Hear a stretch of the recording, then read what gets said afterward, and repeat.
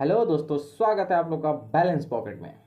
इस वीडियो में हम लोग यही डिस्कस करने वाले हैं कि वो जो 10 बड़े मिस्टेक आप करते हैं उसको कैसे अवॉइड करें और हम अपने पैशन को सही तरीका से कैसे मैनेज करें, अपने फाइनेंशियल लाइफ को किस हिसाब से मैनेज करें, इस पे हम लोग डिस्कस करेंगे। तो चलिए दोस्तों, इस वीडियो को शुरू करते हैं। तो दोस्तों सबसे पहला मिस्टेक ये है कि हम अपने बैलेंस को पूरी तरीके से खत्म कर देते हैं। जो भी हम एक महीने में कमाते हैं हम उसको उसी मंथ में पूरा खर्च कर देते हैं। तो दोस्तों हम लोग इसी को मैनेज करना है या बोल लीजिए कंट्रोल करना है। इस वीडियो में देखेंगे कि किस हिसाब से कंट्रोल कर सकते हैं पड़ेगा। तो दोस्तों इसके लिए एक सिंपल ट्रिक है कि आप बजट बनाएं। आपका जो भी खर्च होने वाला है उसका एक बजट बना ले। तो ट्राई कीजिए दोस्तों कि आपका जो 10 से 20% अमाउंट है उसको साइड कर ले, उसको सेविंग करें। इससे आगे आपको बहुत फायदा होगा फ्यूचर में कि आप जो सेविंग करेंगे जब आपके पास बैलेंस नहीं होगा उस समय आप उसको यूज कर सकते हैं। अभी के जमाने में सेविंग करना बहुत जरूरी है दोस्तों। तो अब हम अगले मिस्टेक देखेंगे कि अगला मिस्टेक क्या है। तो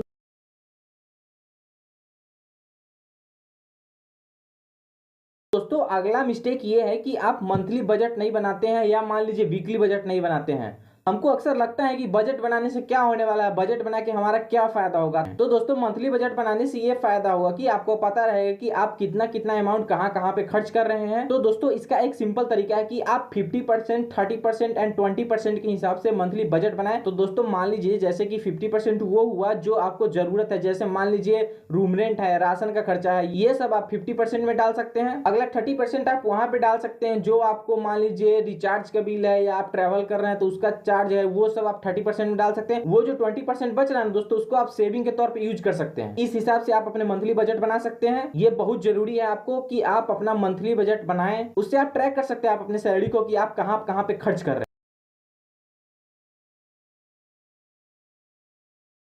तो दोस्तों अगला मिस्टेक ये है कि आप इग्नोर करते हैं इमरजेंसी फंड को। ये इमरजेंसी फंड होता क्या है? तो दोस्तों इमरजेंसी फंड वो होती है कि मान लीजिए किसी वजह से आपका पेमेंट रुक गया होगा, उस समय ये मंथली बजट को मेंटेन करने के लिए आपको मदद करेगी। जैसे कोई भी जरूरत है तो उसको पूरा करने के लिए आपको इमरजेंसी फंड हेल्प करेगी। इसीलिए दोस्तों आपको इमरजेंसी फंड के लिए सेविंग करना बहुत जरूरी है। तो दोस्तों इसीलिए आप ट्राई कीजिए कि आपका जो भी पेमेंट है उसका एक हिस्सा आप इमरजेंसी फंड के लिए सेव करेंगे। वो आपको लॉन्ग टर्म में बहुत ही मदद करेगी।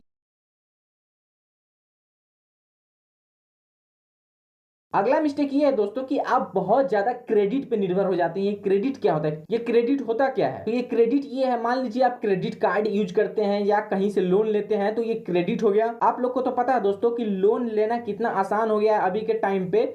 आप ट्राई करते हैं कि हमको कुछ भी लेना है तो हम उसको लोन पे ले सकते हैं या क्रेडिट कार्ड से ले सकते हैं। दोस्तों इस चीज से आप बचे कि आप ज्यादा लोन ना ले या आप ज्यादा क्रेडिट कार्ड का यूज ना करें। आपको जितना जरूरत है उतना ही आप क्रेडिट कार्ड का यूज करें, एक्स्ट्रा यूज करने का कोशिश ना करें, क्योंकि वो लॉन्ग टर्म में आपको बहुत नुकसान कर सकती है। दोस्तों मान लीजिए किसी वजह से आप अगले मंथ में उसका पेमेंट नहीं कर पाइएगा तो वो आपके सिविल पे बहुत ज्यादा इंपैक्ट करेगी। तो दोस्तों आप कोशिश करें कि आप जितना वापस कर सकते हैं ना लोन, उतना ही आप लोन लेने का कोशिश करें, उससे एक्स्ट्रा ना ले, क्योंकि वो आपको लॉन्ग टर्म में बहुत ही नुकसान दिला सकती है। इसीलिए दोस्तों आप कोशिश करें कि आप ज्यादा लोन ना ले या ज्यादा क्रेडिट कार्ड का यूज ना करें। ये दोस्तों आपको अपने आप पे कंट्रोल करना सिखाएगी। और कोशिश कीजिए दोस्तों कि आपने जो लोन लिया है या आपके क्रेडिट कार्ड का जो बिल है वो ऑन टाइम पेमेंट करें। उससे दोस्तों आपका क्रेडिट स्कोर भी बूस्ट होगा और आपके बैंक के बीच रिलेशन भी अच्छा रहेगा। तो उससे आपको आगे चल के लोन लेने में भी आसान होगा। ठीक है। अगला मिस्टेक हुआ है दोस्तों कि हम लोग जल्दी इन्वेस्टमेंट करना शुरू नहीं करते हैं। हम लोग सोचते हैं कि इन्वेस्ट करके क्या फायदा है, अभी आगे चल के इन्वेस्ट करेंगे। ये गलत है दोस्तों कि आप अभी इन्वेस्ट नहीं कर रहे हैं। अगर मान लीजिए आप अभी से इन्वेस्ट करते हैं तो आपको लॉन्ग टर्म में जाके बहुत ज्यादा फायदा दिलाएगी। वो आपके पास बहुत सारा फंड होगा। आपको अगर कभी इमरजेंसी में फंड का जरूरत होगा तब वो जो इन्वेस्ट कर रहे हैं आप उसको यूज कर सकते हैं। तो दोस्तों जैसे आप SIP में इन्वेस्ट कर सकते हैं या आप FD कर सकते हैं, या मान लीजिए आपको अगर मार्केट का नॉलेज है तो आप वहां पे भी इन्वेस्ट कर सकते हैं। और ये सब चीज दोस्तों आपको बहुत जल्द शुरू कर देना चाहिए, क्योंकि ये लॉन्ग टर्म के लिए होती है। तो दोस्तों आप ट्राई कीजिए कि आपसे जितना हो सकता है आप उतना इन्वेस्ट करें और जल्द से जल्द इन्वेस्ट करना शुरू कर दें। ये आपको लॉन्ग टर्म में बहुत मदद करेगी।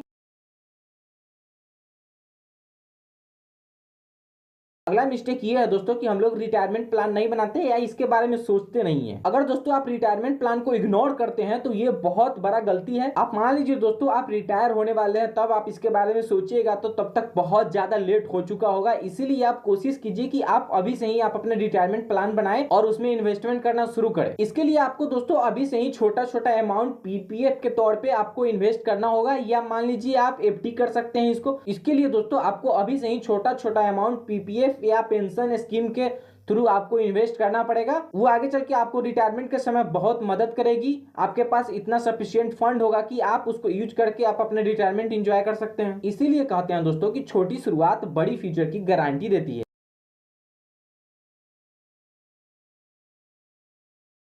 अगली मिस्टेक ये है दोस्तों कि हम लोग अपने लाइफ स्टाइल पे कुछ ज्यादा ही इन्वेस्टमेंट कर देते हैं। जैसे जैसे हमारा इनकम बढ़ता है हम ज्यादा खर्च करने लगते हैं, जैसे नया फोन लेने के लिए, नया वॉच लेने के लिए, नया नया चीज पे हम लोग इन्वेस्ट करने लगते हैं। तो इसमें आपका सैलरी का बहुत इंपॉर्टेंट पार्ट इन्वेस्ट हो जा रहा है। तो दोस्तों आप ट्राई कीजिए कि आपको जितना जरूरत है आप उतना ही लाइफ स्टाइल पे इन्वेस्ट करें, एक्स्ट्रा खर्च करने का कोशिश ना करें, ताकि दोस्तों कल को आपको फ्रीडम मिले, आपके पास इतना फंड हो कि आप आगे के लाइफ भी इंजॉय कर सकते हैं। अगर मान लीजिए आप अभी सारा फंड को यूज कर लेंगे तो आपके पास तो इन्वेस्टमेंट होगा नहीं, तो आपको आगे का लाइफ एंजॉय करने में बहुत प्रॉब्लम हो सकता है। इसलिए कोशिश कीजिए कि आपको जितना जरूरत है आप उतना ही इन्वेस्ट करें अपने लाइफ स्टाइल पे।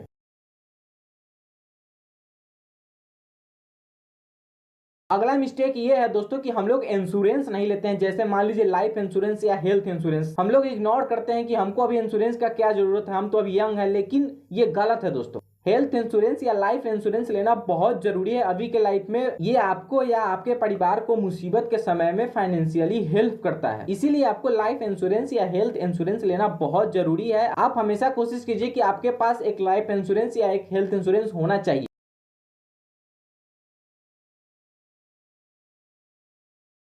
अगला मिस्टेक ये है दोस्तों कि आप अपने क्रेडिट स्कोर का रेगुलर अपडेट नहीं लेते हैं। तो दोस्तों आप ट्राई कीजिए कि आप अपने क्रेडिट स्कोर का रेगुलर अपडेट लेते रहें। तो ये पता रहेगा दोस्तों कि आपके पास कितना क्रेडिट कार्ड है या कौन सा लोन आपका अभी एक्टिव है। उसी के हिसाब से आप अपना मंथली बजट बनाएं और आपको ऑन टाइम पेमेंट करने में ये हेल्प करेगा, क्योंकि ये आपको इन्फॉर्मेशन देते रहेगा कि आपके पास कितना क्रेडिट कार्ड है, कौन सा लोन अभी एक्टिव है, ये इन्फॉर्मेशन आपके पास रहेगा। और दोस्तों आप ट्राई कीजिए कि आपके पास जो भी क्रेडिट कार्ड है उसको आप समझदारी से यूज करें, और जो भी उसका बिल है उसको आप टाइमली पेमेंट करें। इससे आपका क्रेडिट हेल्थ भी अच्छा रहेगा दोस्तों।